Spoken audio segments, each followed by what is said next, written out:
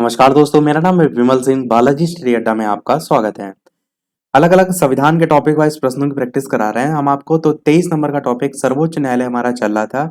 इससे पहले हमने इसका पहला पार्ट देखा था, साइड में आई बटन में पिछला वाला वीडियो आपको मिल जाएगा। आज हम इसका दूसरा पार्ट देखेंगे, जहां पर 21 से लेकर के 40 तक प्रश्न हम देखेंगे, क्योंकि 20-20 करके हम प्रश्न देख रहे हैं। लास्ट में एक प्रश्न हम आपसे भी पूछेंगे। तो चलिए शुरू करते हैं प्रश्न नंबर 21 से। तो चलिए आंसर की बात करते हैं। ऑप्शन एबीसीडी में से सर्वोच्च न्यायालय का न्यायाधीश कितनी आयु तक कार्यरत रहता है? तो ना तो 56, ना तो 58, ना तो 60। आपका आंसर हो जाएगा इनमें से कोई नहीं। क्यों? क्योंकि 65 वर्ष की आयु जो है, आपका आंसर बिल्कुल सही हो जाएगा। सेवानिवृत्ति की आयु होती है। पिछले वाले वीडियो में पता नहीं मुझे मैंने आपको बताया कि नहीं था कि नहीं, वर्तमान में अगर बात करें कौन है, तो सुप्रीम कोर्ट यानी कि सर्वोच्च न्यायालय के न्यायाधीश, तो उनका नाम है वेंकट रमन्ना। ये जो है वो वर्तमान में है। वेंकट रमन्ना जो है, इनकी अगर बात करें तो कब तक बने रहेंगे इस पद पर, तो इनका जो ये पद है वो 65 वर्ष की आयु पूरी हो जाएगी 26 अगस्त 2022 तक। तो यहां तक ये सुप्रीम कोर्ट के मुख्य न्यायाधीश के रूप में जो है वो काम करेंगे। वेंकट जो रमन्ना है, इससे पहले जो है इस पद पर जो है वो जस्टिस बोबडे थे। और ये जो वेंकट रमन्ना है, ये 48 नंबर के जो है वो बने हैं। 48वें मुख्य न्यायाधीश जो है वो बन गए। तो क्रम इनका नंबर जो है वो भी याद रखिएगा। अगला प्रश्न देखते हैं 22। तो 22 नंबर प्रश्न आपका है कि सर्वोच्च न्यायालय के न्यायाधीश जो है उसको उसके पद से केवल किन प्रमाणित आधारों पर हटाया जा सकता है? कदाचार, असमर्थता, या फिर दोनों, या फिर इनमें से कोई नहीं।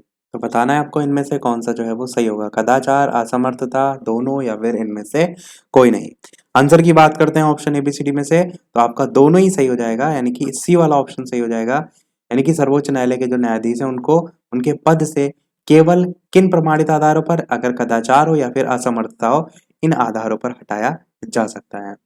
23 नंबर प्रश्न देखते हैं कि सर्वोच्च न्यायालय के जो न्यायाधीश हैं उनको कदाचार और असमर्थता के, असमर्थ का मतलब है कि जो भी उसकी उससे संबंधित कार्य हैं वो असमर्थ जो है वो घोषित हो जाएं, या कदाचार, दोनों ही जो स्थिति है उन प्रमाणित आधारों पर हटाया जा सकता है। अगला प्रश्न देखते हैं 23। सर्वोच्च न्यायालय के जो न्यायाधीश है उसको कदाचार और असमर्थता के प्रमाणित आधारों पर संसद किस तरह महाभियोग का प्रस्ताव पारित कर सकता है? तो यहाँ पर भी वही चीज है, इसलिए मैंने आपको रिपीट करके बता दिया।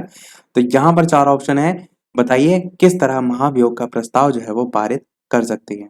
संसद के दोनों सदनों द्वारा अलग अलग अपने कुल सदस्यों के बहुमत प्रस्ताव द्वारा, या दोनों संसद के दोनों सदनों द्वारा अलग अलग अपने कुल उपस्थित सदस्यों के बहुमत प्रस्ताव द्वारा, या संसद के दोनों सदनों द्वारा अलग अलग अपने कुल सदस्यों की संख्या के बहुमत और उपस्थित एवं मतदान करने वाले सदस्यों के 2/3 बहुमत। बस आपका सी वाला ऑप्शन बिल्कुल सही हो जाएगा। इस टाइप से जो है आपका महाभियोग का जो प्रस्ताव है वो पारित कर सकती है संसद के दोनों सदनों द्वारा अलग अलग अपने कुल सदस्यों की संख्या के बहुमत, साथ ही साथ उपस्थित एवं मतदान करने वाले सदस्यों के 2/3 बहुमत प्रस्ताव द्वारा। 24 नंबर प्रश्न देखते हैं। सर्वोच्च न्यायालय के न्यायाधीश के विरुद्ध महाभियोग का प्रस्ताव पारित हो जाने पर पदच्युति का आदेश कौन जारी कर सकता है?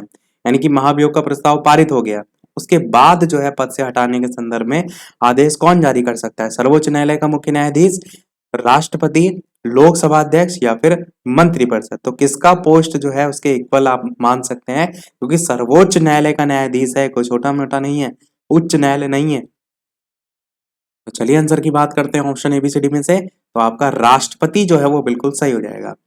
अब जैसे आपको नहीं भी पता हो तो आप खुद से सोच कर देखिए कि प्रश्न में आपसे जैसे सर्वोच्च न्यायालय के न्यायाधीश के विरुद्ध पदच्युति का आदेश कौन जारी कर सकता है, तो उसके कोई इक्वल होगा या उससे कोई बड़े पद का होगा, वही कर सकता है।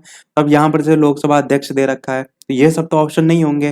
तो इस आधार पर भी आप सही ऑप्शन तक पहुंच सकते हैं। राष्ट्रपति आपका सही हो जाएगा। वैसे तो आपको पता होना चाहिए, पर इन केस आपको नहीं आता है तब आप जो है 4 ऑप्शन में जो है वो गेस कर रहे हैं, तो वहां पर ये काम कर सकता है। 25 प्रश्न देखते हैं कि उच्चतम न्यायालय के पहले न्यायाधीश का नाम बताइए जिनके खिलाफ स्वतंत्र भारत में संसद में महाभियोग का प्रस्ताव जो है वो पेश किया गया था। इंपॉर्टेंट क्वेश्चन है।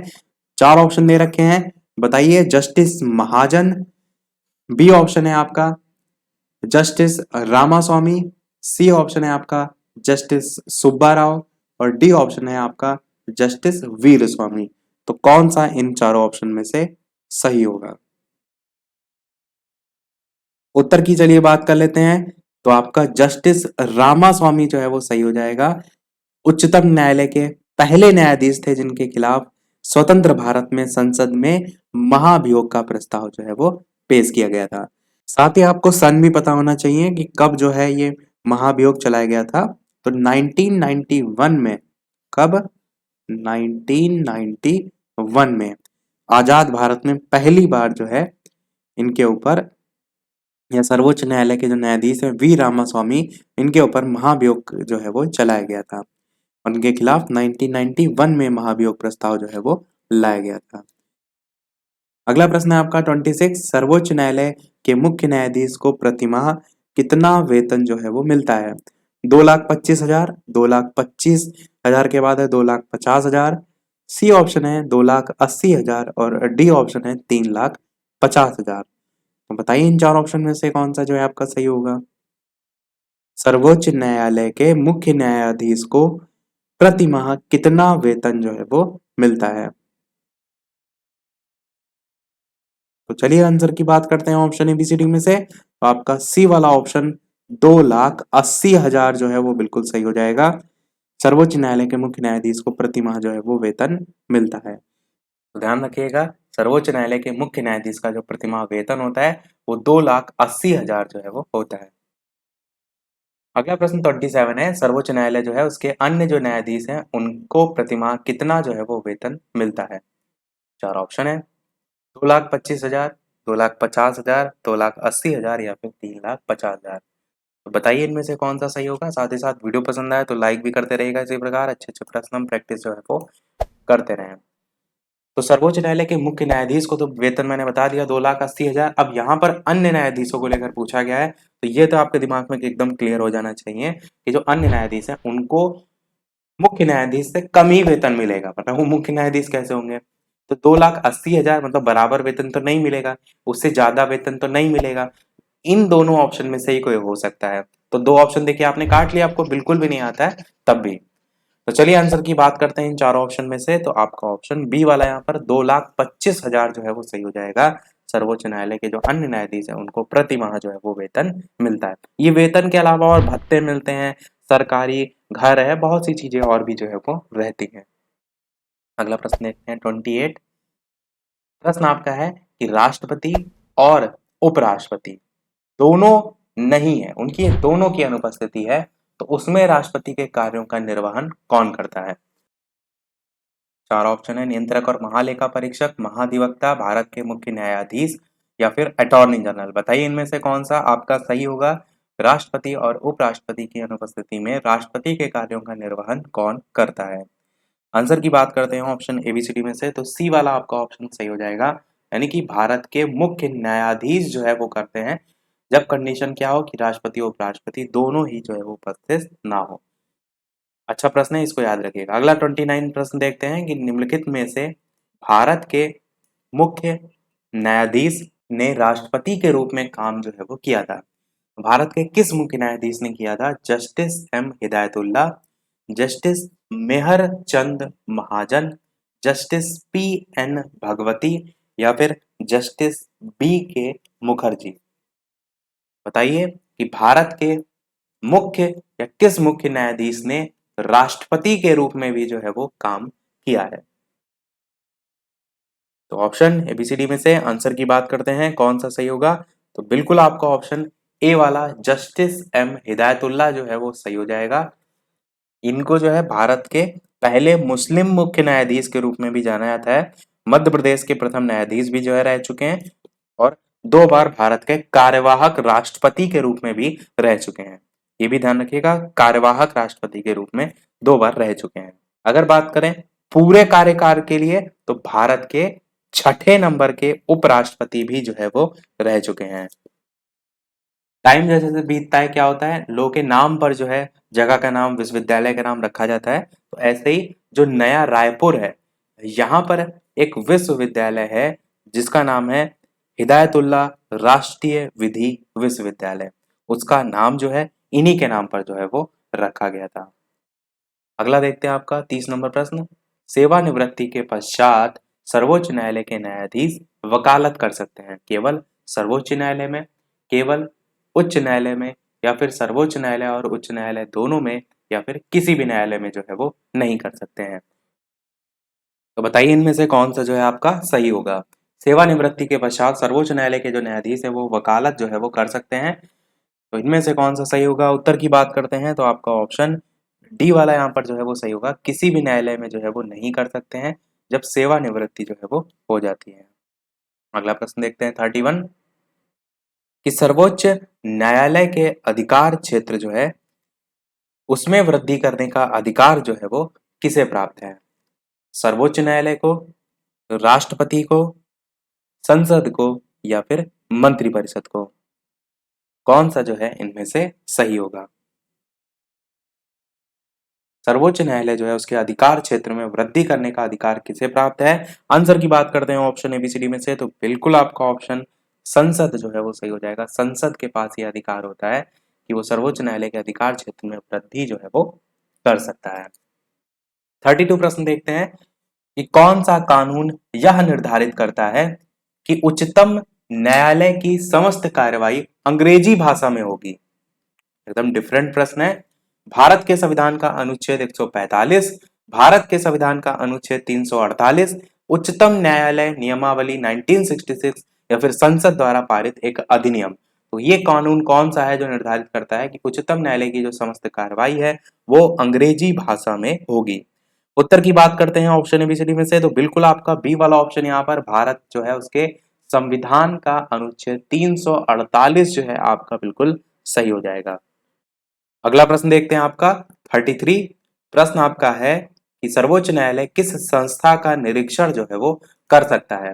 केंद्रीय मंत्रिमंडल का, संसद का, अधीनस्थ न्यायालय का या निर्वाचन आयोग का। अच्छा प्रश्न है, बताइए कौन सा इनमें से सही होगा। सर्वोच्च न्यायालय किस संस्था का निरीक्षण कर सकता है। आंसर की बात करते हैं ऑप्शन एबीसीडी में से तो सी वाला आपका ऑप्शन अधीनस्थ न्यायालय जो है वो सही हो जाएगा। अधीनस्थ न्यायालय जो है इसका निरीक्षण जो है वो कर सकता है। 34 प्रश्न देखते हैं कि भारत में जो न्यायपालिका है वो आपका है स्वतंत्र है, संसद के अधीन है, राष्ट्रपति के अधीन है या फिर प्रधानमंत्री के अधीन है। तो बताइए इनमें से कौन सा जो है आपका सही होगा। भारत में न्यायपालिका जो है वो स्वतंत्र है, संसद के अधीन है, राष्ट्रपति के अधीन है या फिर प्रधानमंत्री के अधीन है। आंसर की बात करते हैं इन चारों ऑप्शन में से तो आपका ऑप्शन पहला वाला ही स्वतंत्र जो है वो सही हो जाएगा। भारत में जो न्यायपालिका है वो स्वतंत्र न्यायपालिका के रूप में जानी जाती है। 35 प्रश्न है भारत में न्यायपालिका का जो स्वरूप है वो जो है वो कैसा है। विकेंद्रीकृत है, एकीकृत है, सामूहिक है या फिर इसको साइड कर देते हैं या फिर जो है वो व्यवहारिक रूप है। बताइए। तो बताइए भारत में न्यायपालिका जो है उसका स्वरूप जो है वो कैसा है। विकेंद्रीकृत, एकीकृत, सामूहिक या फिर व्यवहारिक। कौन सा इनमें से जो है आपका सही होगा। आंसर की बात कर लेते हैं ऑप्शन एबीसीडी में से तो आपका ऑप्शन एकीकृत जो है वो सही हो जाएगा। न्यायपालिका का जो स्वरूप है वैसे तो स्वतंत्र है पर अगर स्वरूप की बात करें तो एकीकृत स्वरूप जो है वो देखने को मिलता है। 36 प्रश्न आपका है कि राष्ट्रपति और जो उपराष्ट्रपति है उसके निर्वाचन में विवाद के मामलों को किसको प्रस्तुत किया जाता है। मुख्य निर्वाचन आयुक्त को, संसद को, भारत का जो उच्चतम न्यायालय है उसको या फिर इनमें से किसी को भी नहीं। बताइए ऑप्शन एबीसीडी में से कौन सा सही होगा। आंसर की बात कर लेते हैं तो आपका भारत का उच्चतम न्यायालय जो है वो सही हो जाएगा। राष्ट्रपति और उपराष्ट्रपति के निर्वाचन में जो विवाद के मामले होते हैं ना उसको जो है भारत का उच्चतम न्यायालय जो है वो उसको जो है वो प्रस्तुत किया जाता है। 37 प्रश्न आपका है कि राष्ट्रपति और उपराष्ट्रपति से संबंधित जो चुनाव विवाद हैं उनको सुलझाने का अधिकार उच्चतम न्यायालय को है। ये हमने ऊपर देख लिया क्योंकि विवादों को वही सॉल्व कर रहा है। तो ये उसका किस अधिकार में आता है, मौलिक अधिकार में आता है या फिर पुनर्वाहिक अधिकार में आता है, परामर्शी अधिकार में आता है, बहुमुखी अधिकार के अंतर्गत आता है। कौन सा इनमें से सही होगा ये आपसे यहाँ पर पूछा गया है। आंसर की बात कर लेते हैं ऑप्शन एबीसीडी में से तो मौलिक अधिकार आपका जो है वो बिल्कुल सही हो जाएगा। ये जो है उसका मौलिक अधिकार जो है उसमें आ जाता है। 38 प्रश्न देखते हैं आपका कि राष्ट्रपति कानूनी मामलों में किससे परामर्श जो है वो ले सकता है। न्याय मंत्री से, महान्यायवादी से, उच्च न्यायालय से या फिर सर्वोच्च न्यायालय से। तो बताइए ऑप्शन एबीसीडी में से कौन सा आपका सही होगा। राष्ट्रपति कानूनी मामलों में किससे जो है वो परामर्श ले सकता है। उत्तर की बात करते हैं तो मैंने बताया था उसी के लेवल का होना चाहिए। तो ऑप्शन एबीसीडी में से न्याय मंत्री, महान्यायवादी, उच्च न्यायालय या सर्वोच्च न्यायालय में सर्वोच्च न्यायालय आपका जो है वो बिल्कुल सही हो जाएगा। सर्वोच्च न्यायालय से परामर्श जो है वो राष्ट्रपति ले सकता है। 39 सेकंड लास्ट प्रश्न है, इसके बाद 40 तक मैंने बताया था प्रश्न हम देखेंगे, एक प्रश्न हम आपसे भी पूछेंगे।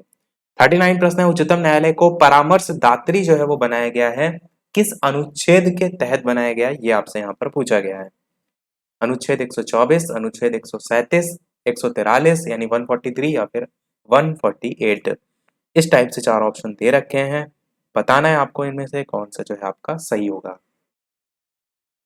उच्चतम न्यायालय जो है उसको परामर्शदात्री जो है वो बनाया गया है, किस अनुच्छेद के तहत, ये पूछा गया है। चलिए उत्तर की बात कर लेते हैं इन 4 ऑप्शन में से। तो सी वाला आपका ऑप्शन अनुच्छेद 143 जो है वो बिल्कुल सही हो जाएगा। या आप इसको वैसे भी कह सकते हैं, उच्चतम न्यायालय से परामर्श करने की राष्ट्रपति की शक्ति आर्टिकल 143 में आती है।